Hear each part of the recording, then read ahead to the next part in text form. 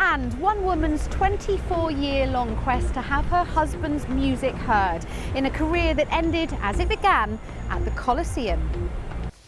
He was a child prodigy who became a leading jazz musician and a world-famous film composer.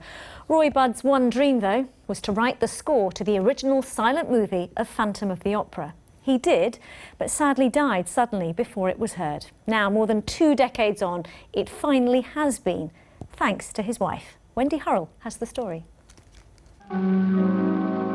Before Andrew Lloyd Webber, The Phantom of the Opera was a silent film released in 1925.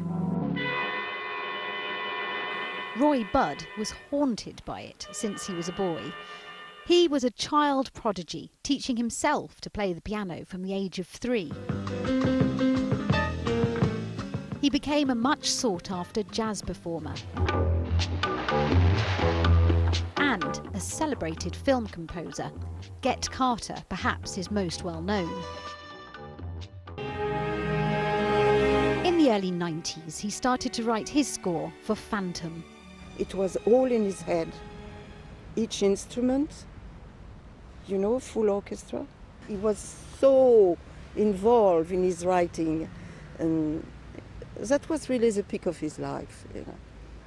And he was going to perform at the Barbican, and he was really terribly happy, terribly happy. But Roy died suddenly a few weeks before he was to conduct the piece. For 24 years, his wife, Sylvia, has tried to get it heard. It's my promise to Roy. And in a very strange way, it gave me such a meaning to my life. Can I say that the Phantom has been my toy boy since Roy passed away? And then, finally, it got its world premiere at the Coliseum. And I was looking at those crowd clapping and screaming, and I was with the director, Mike Hodges, and I think we were both absolutely amazed. And so, the career of that curly-haired boy from Croydon ended where it had begun, because it was at the Coliseum he made his debut as a pianist at the age of just 6. Somebody asked him, "What is your ambition in life, Roy?" And he said, "To reach the pedals," because he had such short little legs. And her ambition, to remember the short life's work of her hugely talented husband.